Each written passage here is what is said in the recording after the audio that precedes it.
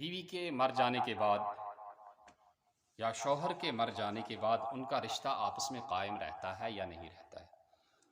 منیر احمد صاحب بارہ مولہ کشمیر سے سوال کر رہے ہیں جی، جب میاں بیوی میں سے کسی کا انتقال ہو جائے، کسی کی وفات ہو جائے، تو جب شوہر کی وفات ہو جائے تو عدت پورا ہونے تک، جب تک عورت کی عدت پوری نہیں ہوئی ہے تب تک عورت کا رشتہ، اپنے بیوی کا رشتہ اپنے شوہر سے قائم رہتا ہے۔ اور جب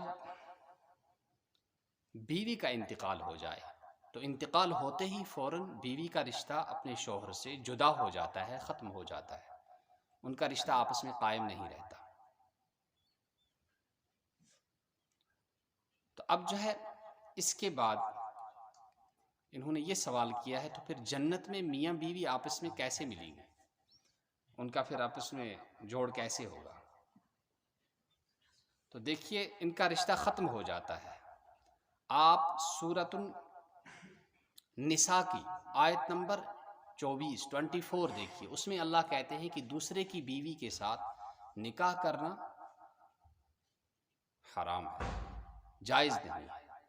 اور اللہ تعالیٰ نے سورۃ البقرہ کی آیت نمبر 234 میں، یعنی 234 میں اللہ نے فرمایا ہے کہ جب ان کے شوہروں کی انتقال ہو جائے تو انتقال ہونے کے بعد، عدت پورا ہونے کے بعد وہ دوسرا نکاح کر سکتی ہیں۔ تو یہ دونوں آیتیں ہمیں بتا رہی ہیں کہ ان کا نکاح جو ہے وہ نہیں ہوتا ہے، نہیں رہتا ہے، وہ ختم ہو جاتا ہے۔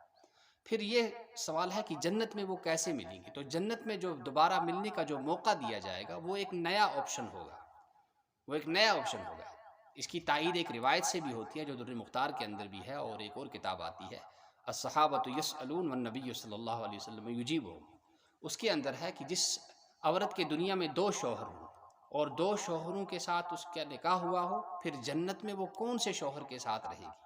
تو اس کے جواب میں اللہ کے رسول صلی اللہ علیہ وسلم نے فرمایا کہ اس کو اختیار دیا جائے گا، اور وہ اس کو اختیار کرے گی، وہ جنت میں اس شوہر کے ساتھ رہے گی احسنہما خلقا، جس کے اخلاق، جس کا برتاؤ اور جس کا حسن سلوک دنیا میں اس کے ساتھ زیادہ اچھا رہا ہو، وہ جنت میں اسی کے ساتھ رہے گی۔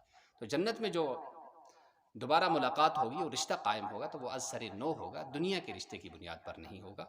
لہٰذا یہ بات جان لینی چاہیے کہ شوہر کے انتقال کے بعد بیوی کا رشتہ عدت کے گزرنے تک قائم رہتا ہے، اور بیوی کے انتقال کے بعد فوراً شوہر جو ہے اپنی بیوی کے لیے اجنبی ہو جاتا ہے، اس کے لیے اس کا چھونا اور اس کو پکڑنا یہ جو ہے بالکل جائز نہیں ہے۔